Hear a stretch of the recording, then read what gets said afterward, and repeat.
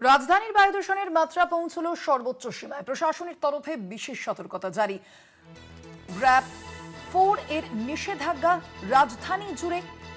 সকাল থেকে ঘন কুয়াশায় ঢেকে দিল্লি ও উত্তরপ্রদেশ।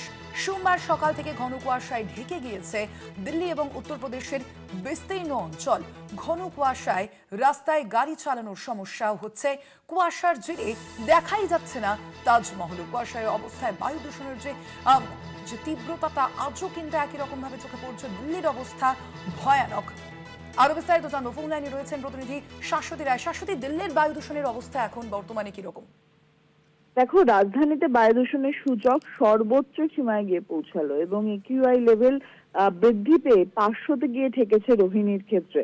ন্যাশনাল এয়ার কোয়ালিটি ইন্ডেক্সের যে সূচক, সেই অনুযায়ী রোহিণীতে আজকে সকালের একিউআই এর মাত্রা 500, আনন্দ বিহারে 493, অশোক বিহারের ক্ষেত্রে তা 497 এবং বাওয়ানাতে সেটা 456 এবং চাঁদনি চকের ক্ষেত্রে 436। কার্যত সারা দিল্লি জুড়েই এই সূচক কিন্তু অত্যন্ত খারাপ বা সিভিয়ার বলা চলে এবং বেশিরভাগ জায়গাতেই এই সূচক কিন্তু 400 থেকে 450-র ওপরে অবস্থান করছে। কোথাও কোথাও তা 500-র কাছাকাছি পৌঁছে গেছে। অর্থাৎ বোঝাই যাচ্ছে যে দূষণের মাত্রা চরম পর্যায়ে পৌঁছেছে রাজধানীর ক্ষেত্রে এবং ইতিমধ্যেই প্রশাসনের তরফ থেকে বিশেষ সতর্কতা নেওয়া হয়েছে। গ্র্যাপ-4 বা বেশ কিছু নিষেধাজ্ঞা ইতিমধ্যেই কিন্তু জারি হয়েছে রাজধানীর ক্ষেত্রে। এই গ্র্যাপ-4 এর আওতাধীন যে সমস্ত নিয়মাবলী রয়েছে তাতে করে সম্পূর্ণভাবে যান চলাচলের উপর নিয়ন্ত্রণ থাকছে।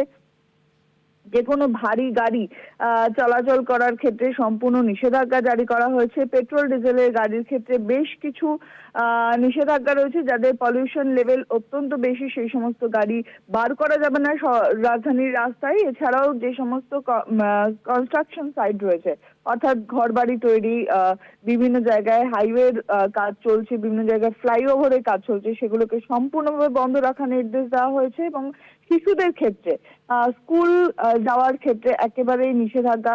অন্যরকম আউটডোর অ্যাক্টিভিটিস করা যাবে না স্কুলগুলিতে। এছাড়াও বয়স্করা যাতে বাইরে না বেরোন প্রাতকালীন ভ্রমণ বা সান্ধ্যকালীন ভ্রমণে, সেক্ষেত্রেও কিন্তু সরকারের তরফ থেকে নিষেধাজ্ঞা জারি করা হয়েছে। কারণ এই সূচক সর্বোচ্চ সীমায় পৌঁছানোতে কিন্তু যথেষ্ট মাত্রায় দূষণের যে ভয়ঙ্কর ছবি তা ফুটে উঠছে রাজধানীর ক্ষেত্রে। ইতিমধ্যেই ফ্লাইট চলাচলের ক্ষেত্রেও বেশ কিছু বাধার সৃষ্টি হয়েছে, কারণ সকাল থেকে ঘন কুয়াশায় থেকেছে রাজধানীর আকাশ।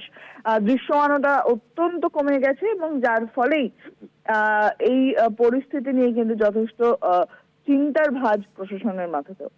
সঙ্গে থাকো শাশ্বতী।